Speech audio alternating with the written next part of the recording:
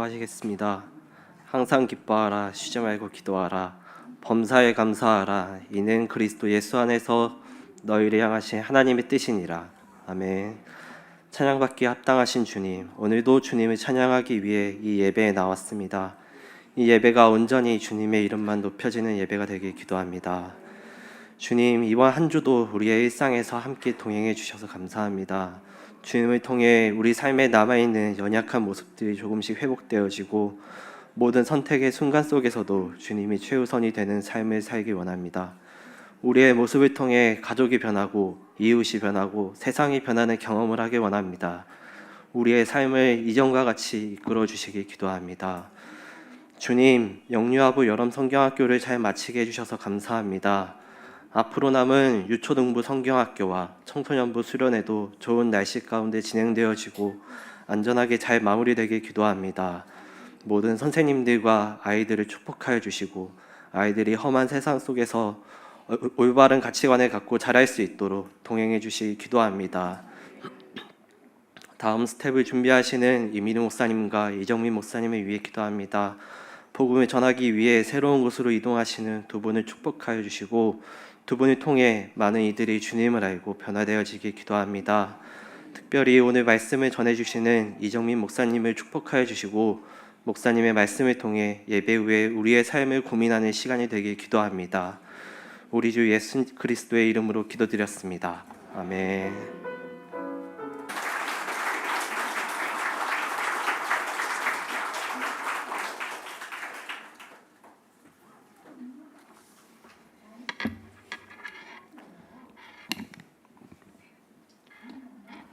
제가 신학대학원에 다닐 때 이제 제 나름대로 정한 게 하나 있었는데요.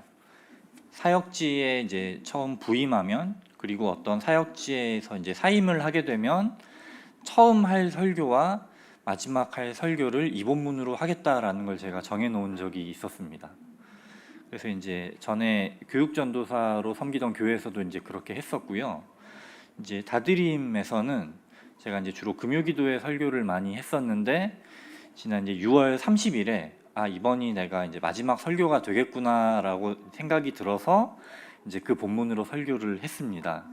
근데 이제 제가 다드림에서 저를 사랑해 주시는 그 마음을 너무 과소평가했던 것 같습니다. 네, 오늘 포함해서 제가 이제 이번 7월에 사임 설교를 3번을 했습니다. 네. 네. 그래서 이제 제가 6월 30일 그 설교 때 제가 이제 그 설교하는 동안에 제가 직접적으로 얘기하지는 않았지만 제가 전하고 싶었던 메시지는 우리가 은혜로 부르심 받았음을 기억하면서 우리 하나님과의 첫사랑을 잘 지켜나가자 하는 것이었습니다.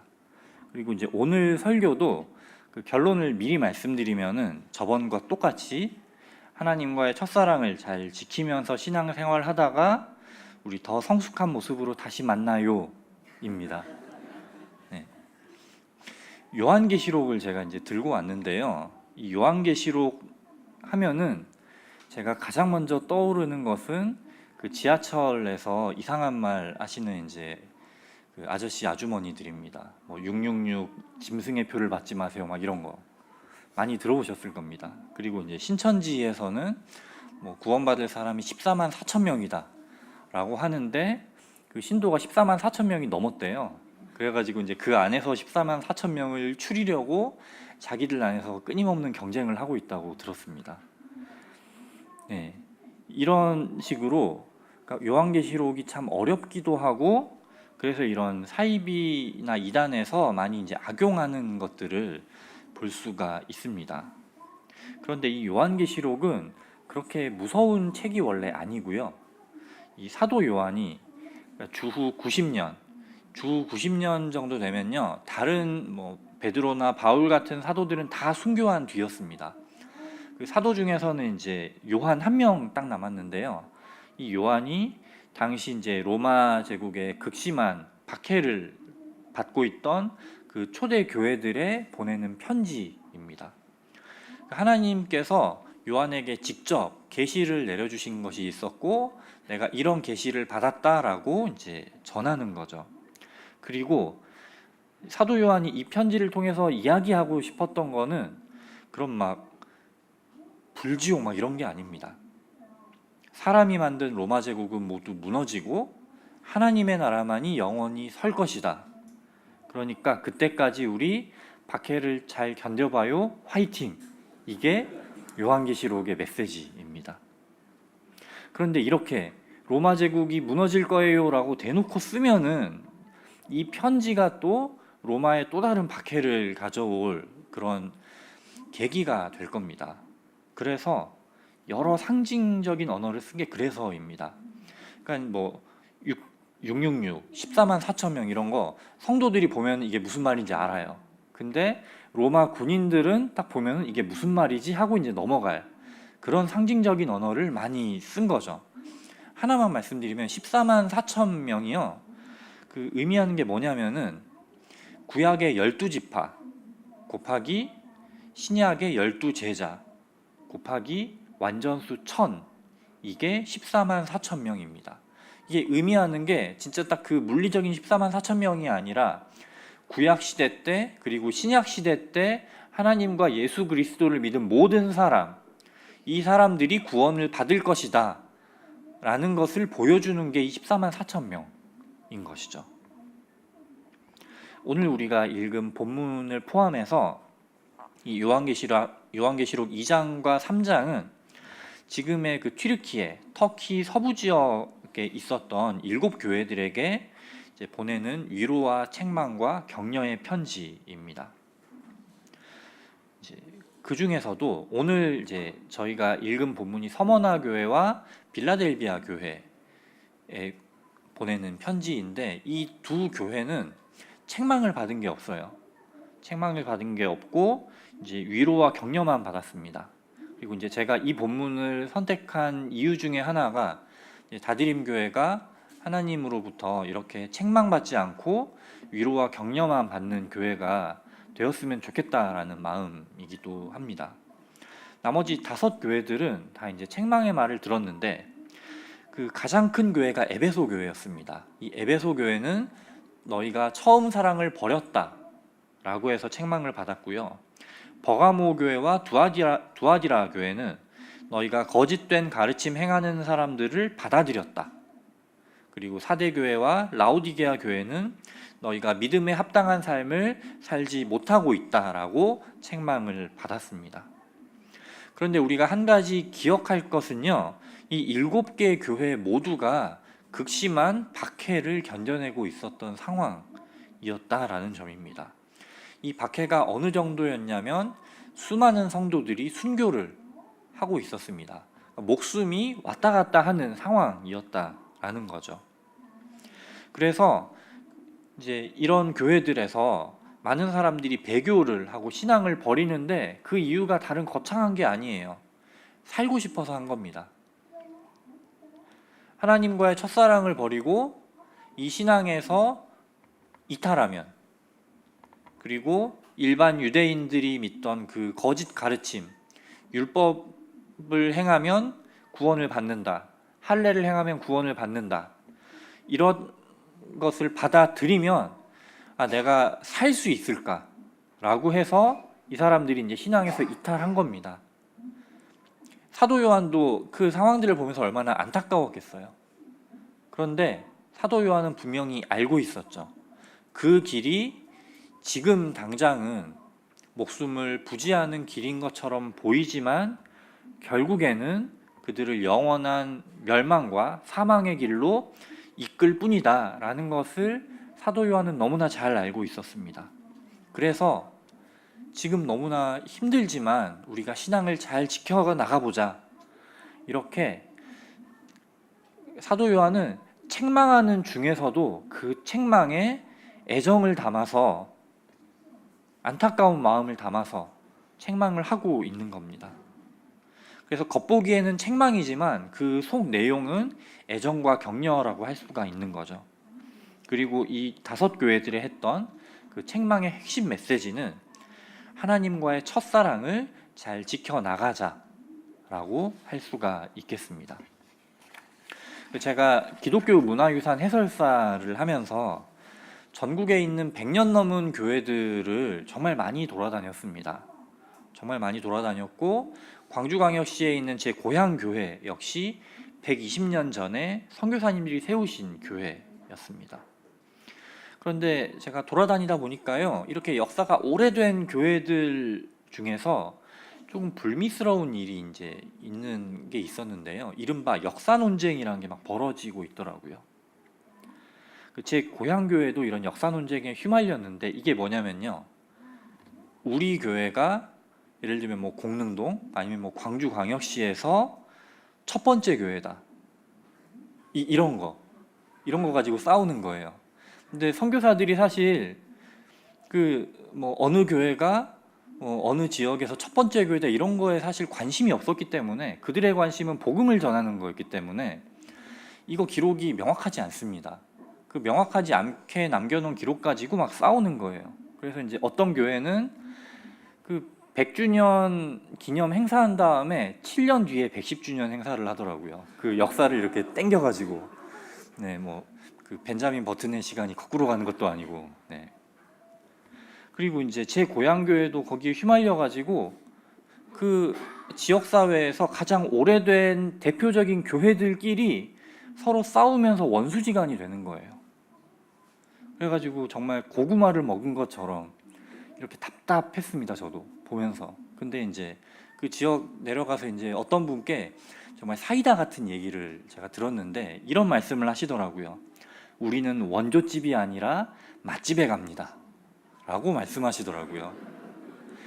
지금 이제 2부에 왜 이거 들으시고 나서 아마 이제 주변 식당에 가서 식사를 하시는 분들도 계실 거예요. 근데 이제 자, 두 식당 중에 어느 식당을 가겠느냐 한번 선택을 해보시면은, 한 집은 막 몇십 년, 이 공릉동의 마을이 세워질 때 뭐 만들어진 식당이에요. 근데 그 맛이 전수도 안 돼서 너무 맛없고 막 주방도 누가 봐도 더러운 그런 식당이 하나가 있고요. 또 하나는 지금 생긴 지 몇 달 안 됐어요. 몇 달 안 됐는데 사장님 너무 친절하시고 음식도 너무 맛있고 주방도 누가 봐도 깨끗하다. 그러면은 어느 집에 가실지는 뭐 말씀 안 드려도 알 겁니다. 네, 저도 여러분과 마음이 똑같습니다. 그런데 이게 맛집에만 맛집에만 해당되는 게 아니라 교회에도 마찬가지라고 볼 수가 있겠습니다. 그런 역사가 오래된 교회 성도들이 나중에 이제 우리가 다 죽어서 하나님 앞에 서겠죠. 하나님 앞에 이렇게 섰을 때, 하나님, 저는 120년 된 그 교회에 다니다 왔어요. 140년 된 교회에 다니다 왔어요. 만일 하나님께 이런 사람들이 이렇게 이야기한다 하면은 하나님은 어떻게 하실까? 일단은 유럽의 교회들을 보여주실 것 같아요. 자, 여기 1000년 넘은 교회들이 있는데 너네 교회가 여기보다 더 오래됐냐? 이렇게 말씀하실 것 같아요. 제가 대만에 이렇게 푹 빠져 있는데, 대만 가서 대만 교회들을 이렇게 보다 보니까 모든 교회들이 한국에 있는 교회들보다 다 20년, 30년 더 일찍 세워졌더라고요. 네, 거기만 가도 그렇고요. 그리고 제 고향 교회 말씀을 드렸는데 1904년도에 세워졌거든요. 1904년도에 세워졌는데 그 한국 교회가 이제 처음 선교사들이 들어와서부터 그 교회 역사를 기록해 놓은 그 조선 예수교 장로의 사기라는 그 2권짜리로 된 책이 있습니다. 일제 시대 때 나온 책이고요. 여기 보면 이제 1885년부터 한국에 세워진 교회 명단이 쭉 있습니다. 1800 몇 년도에 무슨 교회가 세워졌고 이게 쭉 있는데, 제 고향 교회는요, 그 평안도 황해도에 세워진 교회들보다 훨씬 뒤에 세워진 교회예요. 그래서 아예 상권에는 이름이 있지도 않아요. 하권의 거의 끝부분에 있습니다. 그래서 이제 이거 가지고 역사 논쟁을 할 거리가 될까라고 이제 저도 생각이 듭니다. 하나님께서 진짜 바라고 계시는 거는 어떤 것입니까? 그래, 너네 교회가 120년, 130년 됐다고 했지. 그러면은 120년 전, 130년 전에 그랬던 것처럼 너희 교회에서 지금도 신앙의 역사가 일어나고 있느냐? 하나님께서는 분명히 이걸 물으실 겁니다. 저는 개인적으로 이 다드림교회 비전을 굉장히 좋아합니다. 너무 멋있더라고요.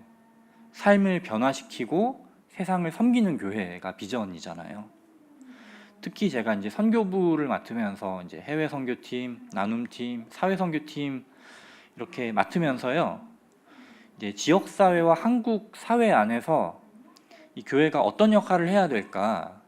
이 교회 공동체 안에서 계속 고민하시고 어떻게든 노력하시는 모습들이 저한테는 굉장히 도전이 됐습니다. 그리고 이제 분명히 이런 모습들을 하나님께서 기뻐하실 거라고 제가 이제 확신을 하는데요. 하나님께서 다드림 교회에도 저는 똑같이 물으실 거라고 생각을 합니다. 그래, 다드림 교회가 2005년도 개척될 때 삶을 변화시키고 세상을 섬기는 교회였지. 그리고 그 이정민이 출석하기 시작한 2014년에도 삶을 변화시키고 세상을 섬기는 교회였지. 그러면은 다드림 교회는 지금 이 순간에도 삶을 변화시키고 세상을 섬기는 교회이냐? 지금도 이 다드림 교회 안에서 성도들의 삶을 변화시키는 역사가 일어나고 있느냐? 지금도 세상을 섬기는 역사가 일어나고 있느냐라고 하나님께서는 이 다드림 공동체를 향해서 물으실 거라고 생각을 합니다.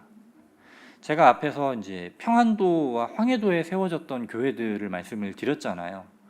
그 교회들이 이 분단과 전쟁을 거치면서 다 어떻게 됐는지 너무나 잘 아실 겁니다. 지금 그 지역들에서는 정말 그 말 그대로 신앙이라는 거는 예전에 있었던 일, 수십 년 전에 있었던 일, 하나의 추억, 역사 이렇게만 남아 있잖아요. 우리 다드림 교회 안에서는, 그리고 우리 다드림 성도들 안에서는 신앙이 하나의 추억과 역사로만 남지 않기를 간절히 소망합니다. 지금 이 순간에도, 그리고 앞으로도 계속 삶을 변화시키고 세상을 섬기는 역사가 우리 안에서 일어나기를 간절히 소망합니다. 이제 서머나 교회와 빌라델비아 교회 이야기로 좀 들어가려고 하는데요. 이 두 교회는 앞에서 말씀드렸던 것처럼 지금의 튀르키예 서부 지역에 있었던 아주 작은 교회였습니다. 가장 큰 교회는 에베소 교회였고요.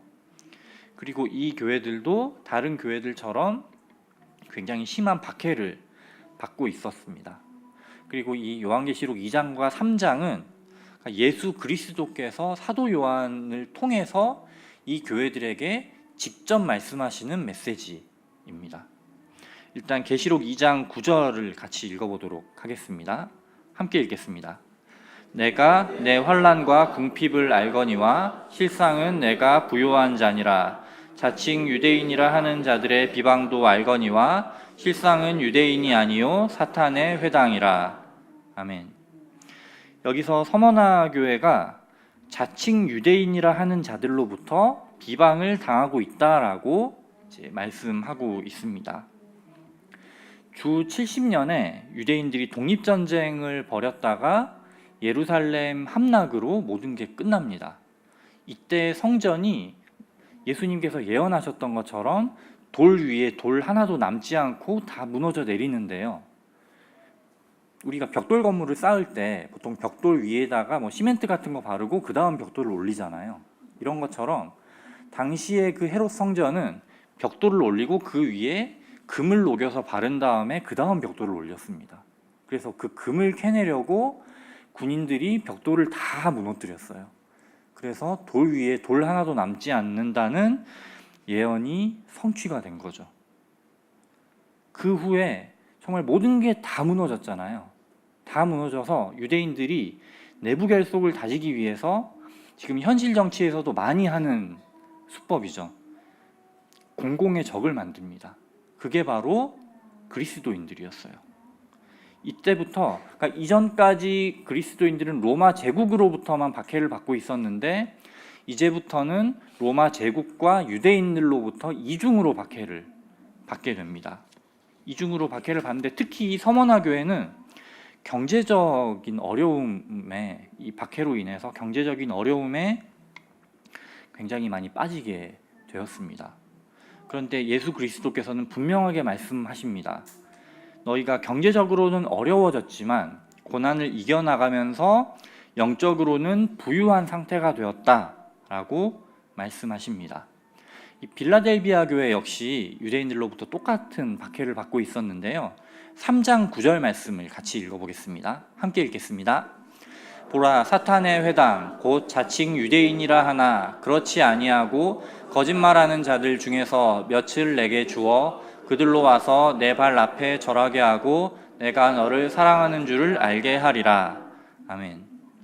이 예루살렘이 함락될 때 성전이 같이 없어졌기 때문에 이때부터 이제 유대인들은 각 지방에 회당을 지어서 예배를 드립니다. 이때부터 한편으로는 예배를 열심히 드려요. 근데 또 한편으로는 자기들의 이익을 위해서 그리스도를 박해하는 일을 열심히 합니다. 이런 유대인들을 가리켜서 예수님은 자칭 유대인이라 하나 그렇지 아니하고 거짓말하는 자들이라고 말씀하십니다. 그리고 그들의 모임을 사탄의 회당이라고 말씀하십니다. 그러면 이렇게 고난 가운데 있는 서머나와 빌라델비아 교회에 그리스도께서 어떻게 권면을 하시는지 좀 같이 보도록 하겠습니다. 계시록 2장 10절 말씀을 함께 읽겠습니다. 너는 장차 받을 고난을 두려워하지 말라. 볼지어다 마귀가 장차 너희 가운데에서 몇 사람을 옥에 던져 시험을 받게 하리니 너희가 10일 동안 환난을 받으리라. 내가 죽도록 충성하라. 그리하면 내가 생명의 관을 내게 주리라. 아멘. 예수님께서 서머나 교회에 너희가 10일 동안 환난을 받으리라 라고 말씀을 하십니다. 이게 진짜로 열흘간만 환난이 있는다. 예를 들면 오늘 주일에 환난이 시작해서 다음 주 화요일에 환난이 끝난다, 이 말이 아닙니다. 이 말이 아니고 이것도 이제 상징인데, 구약 성경을 잘 알고 있던 이 서머나 교회 성도들은 이 말을 듣고 떠올리는 성경 구절이 하나 있었을 겁니다. 바로 다니엘서 1장입니다. 다니엘서 1장 말씀에 보면 다니엘과 세 친구들이 그 우상에 바쳐진 음식을 먹지 않겠다고 선언을 하죠. 그리고 열흘 동안 금식을 합니다. 그 우상에 바쳐진 고기를 먹지 않기 위해서. 그런데 하나님께서 그 가운데 함께 하시죠.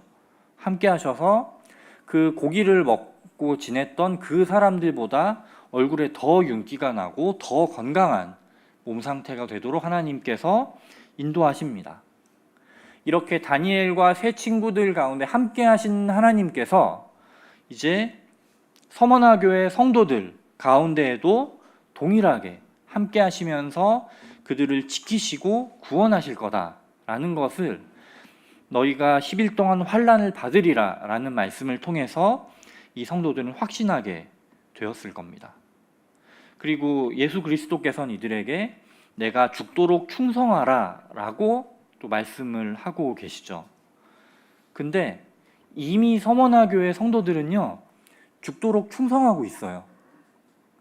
죽도록 충성하고 있는 사람들에게 내가 죽도록 충성하라 라고 말씀하신다는 것은 너희가 지금 걸어가고 있는 그 길이 틀리지 않았다. 너희가 가는 길이 틀리지 않았으니 지금 하던 대로 신앙의 길을 마지막까지 잘 걸어가보자 라는 위로와 격려라고 할 수가 있겠습니다. 이 빌라델비아 교회를 향한 권면에서는 이런 말씀이 조금 더 직설적인 말로 나타납니다. 우선 3장 8절을 같이 읽어보도록 하겠습니다. 함께 읽겠습니다. 볼지어다 내가 내 앞에 열린 문을 두었으되 능히 닫을 사람이 없으리라. 내가 내 행위를 아노니 내가 작은 능력을 가지고서도 내 말을 지키며 내 이름을 배반하지 아니하였도다. 아멘. 부활하시고 승천하신 예수 그리스도께서 내가 너희들의 그 행위, 너희들이 어떻게 그 어려운 가운데에서도 신앙생활을 했는지 내가 너무나 잘 알고 있다라고 말씀을 하고 계십니다. 그리고 이들에게도 너희가 지금까지 죽도록 충성했던 것처럼 계속 그렇게 믿음을 같이 지켜나가보자 라고 말씀을 하고 계십니다. 그래서 10절에서는 내가 나의 인내의 말씀을 지켰은즉 이라고 말씀하고 있고요. 그리고 11절에서는 내가 가진 것을 굳게 잡아라 라고 말씀하고 계십니다. 이 서머나 교회와 빌라델비아 교회 성도들은 어쩌면 지금 자기들이 살고 있는 이 땅에서는 우리가 충분히 보상을 받지 못할 수도 있겠다라고 생각을 하고 있었습니다. 이미 너무 많은 성도들이 순교를 당하고 있었기 때문에. 그런데 예수 그리스도께서는 이들에게 너희에게 하늘의 보상이 분명하게 있을 것이다 라고 말씀하고 계십니다. 그것이 바로 2장 10절에 나오는 생명의 관입니다. 이 생명의 관은 세번역의 표현으로 하면 생명의 면류관이고요. 이 생명의 면류관은 바로 영생, 영원한 생명을 의미합니다. 비록 이 땅에서는 박해와 순교로 끝난다 하더라도 하나님 아버지께서 주신 그 영원한 생명, 그리고 그 영원한 생명 속에서 우리 하나님과 예수 그리스도와 나누는 그 사랑의 교제가 이 성도들의 삶에 영원히 가득할 것이다 라고 말씀을 하고 있는 것이죠. 빌라델비아 교회에도 이것은 마찬가지입니다. 우리 계시록 3장 11절을 한번 읽어보겠습니다. 함께 읽겠습니다. 내가 속히 오리니 내가 가진 것을 굳게 잡아 아무도 내 면류관을 빼앗지 못하게 하라. 아멘. 지금까지 하나님의 뜻에 묵묵하게 순종해 왔던 것처럼, 그리고 지금까지 예수 그리스도를 전하는 삶을 살았던 것처럼 그 진리를 마지막까지 붙잡으며 나아가자라고 예수 그리스도께서는 이 교회들에게 권면하고 계신 것이죠. 아마 뉴스를 통해서 여러분 많이 좀 보아오셨을 텐데, 우리 교단에서 이제 세습 때문에 굉장히 무리를 계속 몇 년간 일으키고 있는 교회가 있죠. 참 그걸 발표하는 시점이 저는 좀 황당했습니다. 루터 종교개혁 500주년을 기념하던 때에 종교개혁 정신과는 정말 정반대되게 아버지 목사가 아들 목사한테 이제 교회를 물려준 거죠. 뭐 여러 가지 이제 말로 포장을 합니다. 포장을 하지만 그것의 중심은, 결국의 중심은 수천억, 어쩌면 수조 원 되는 그 교회 재산을 사유화해서 물려주는 것. 결국 이들은 돈을 지키는 거를 선택을 한 거예요. 그러면은 그리스도인 된 우리는 무엇을 지키는 삶을 살아야 될까? 우리가 고민하지 않을 수가 없겠죠. 저는 원래 이제 신학을 할 마음이 없었는데, 제가 이제 신학을 하고 목회의 길을 걸어가게 된 것이 선교사로 나가기 위해서였습니다.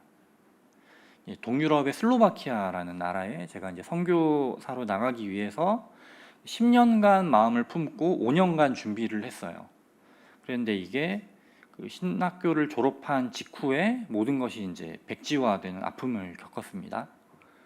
그리고 이제 다드림에 제가 처음 왔던 거는 출석할 교회가 필요해서였어요. 네.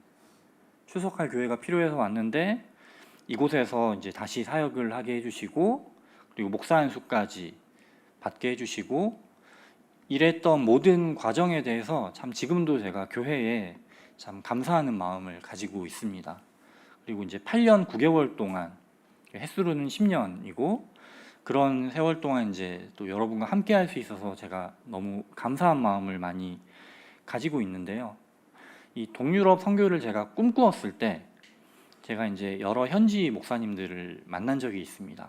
그런데 이제 그분들을 보면서 목회라는 게 어떤 거구나, 만일 내가 나중에 목사가 되면 이런 삶을 살아야겠구나라고 제가 롤모델로 삼은 분들이 있습니다. 제가 이제 마음을 품은 동유럽, 그리고 이제 제가 지금 독일 가는 곳도 옛날 동독이었던 지역이에요. 이 지역들의 공통점은 예전에 다 사회주의 정권이 40년간 통치를 했었다라는 겁니다. 아직 사회주의 정권이 건재할 때 제가 만나 뵀던 한 목사님은 성도님들에게 성경을 이렇게 나눠주고 싶었어요. 근데 이제 당시 법으로 개인이 믿는 거는 방해를 안 합니다. 기독교 역사가 워낙 1000년이 넘은 곳이니까요. 그런데 전도는 금지가 됩니다. 근데 이 목사님이 그러니까 성도들한테 성경 나눠주는 것도 안 되는 거예요, 이게. 근데 이 하나님의 그 생명의 말씀을 너무나 나누고 싶은 거죠. 그래서 자기 차 트렁크에 성경을 수십 권을 이제 넣어서 이제 배달을 하러 갔다가 경찰한테 잡혀서 이제 굉장히 곤욕을 치르신 일을 이제 간증하신 걸 들은 적이 있었습니다. 그리고 이제 또 이제 10년 전에는 어떤 다른 목사님과 서로의 교회에 대해서 이야기를 나눴어요. 서로의 교회에 대해서 이야기를 나누는데 그때 제가 청년으로 있었던 교회가 이제 대학부와 청년부 예배까지 해서 총 5부 예배까지 이제 드리는 교회였습니다. 그래서 이제 서로의 교회에 대해서 이야기를 하면서 저희 교회는 주일 예배를 5부 예배까지 드립니다라고 이제 말씀을 드렸어요. 그러니까 그 목사님이 그 현지인 목사님이 나도 주일에 5부 예배까지 예배를 드립니다라고 말씀을 하시더라고요. 근데 그 이제 지금 예배 이전에 일부 예배가 보통 한 30명에서 40명 정도 이제 출석을 하시거든요. 근데 만일 그 동유럽에서 30명, 40명 예배 드리는 교회가 있다? 그러면은 그 교회는 초대형 교회입니다. 네. 그러니까 다드림교회 일부 예배만으로 이미 다드림교회는 공릉동 초대형 교회가 되는 거죠. 제가 이제 그런 교회들 상황을 너무나 잘 알고 있었기 때문에 목사님 이게 무슨 말씀입니까? 라고 제가 다시 여쭤봤어요. 근데 이제 그 동유럽 지역에 목회자가 많이 없는 거예요.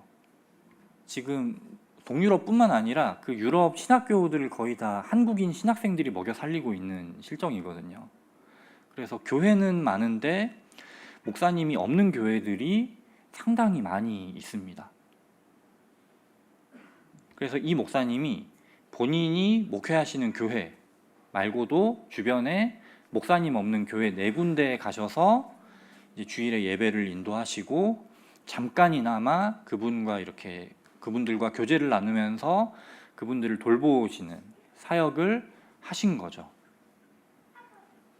그래서 이런 목사님들의 말씀을 들으면서 목회의 본질은 성도들과 교회를 돌보고 섬기는 것이구나 라고 이제 제가 생각을 하게 됐습니다. 그리고 이제 다드림 교회에 와서 김병영 목사님과 또 이제 다른 교육자분들께서 이렇게 사역하시는 것들을 옆에서 같이 보면서도 그 마음에 이제 확신을 좀 가질 수 있었고요. 그래서 우리가 이렇게 신앙생활을 하면서 우리가 어떤 것을 지켜나갈 것인가 우리가 같이 고민해 봤으면 좋겠습니다.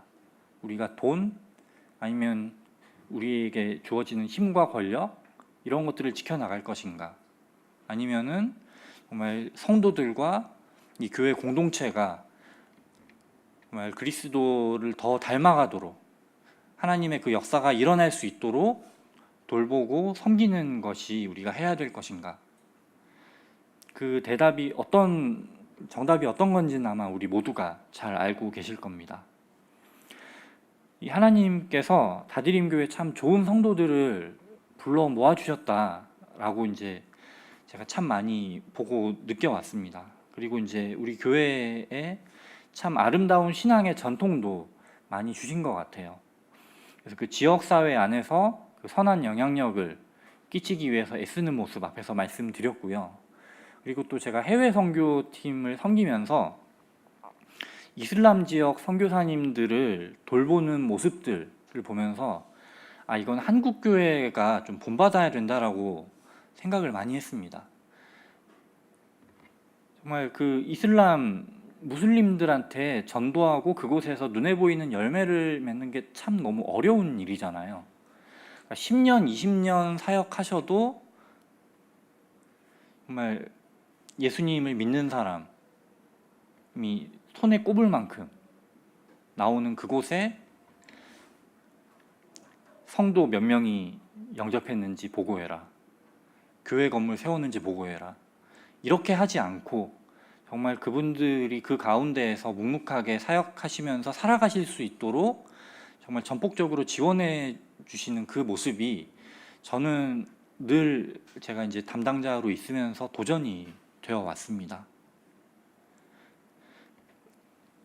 그런 아름다운 신앙의 유산들을 우리가 계속 지켜나가는 교회가 되었으면 좋겠습니다. 우리 성도 한 사람 한 사람, 그리고 이 다드림 교회가 정말 처음 사랑을 잘 지켜나가는 교회가 되었으면 좋겠고요. 그리고 서머나 교회가 그랬던 것처럼 죽도록 충성하는 교회, 그리고 빌라델비아 교회가 그랬던 것처럼 순종과 증언의 삶을 잘 살아내는 그런 교회로 계속 있기를, 그런 교회로 계속 거듭나기를 간절히 소망합니다. 이 오늘 본문의 3장 10절과 11절 말씀을 제가 이 다드림 교회에 드리는 말씀으로 좀 마지막으로 제가 읽고 이 설교를 마쳤으면 합니다. 내가 나의 인내의 말씀을 지켰은즉 내가 또한 너를 지켜 시험의 때를 면하게 하리니 이는 장차 온 세상에 임하여 땅에 거하는 자들을 시험할 때라. 내가 속히 오리니 내가 가진 것을 굳게 잡아 아무도 내 면류관을 빼앗지 못하게 하라. 아멘.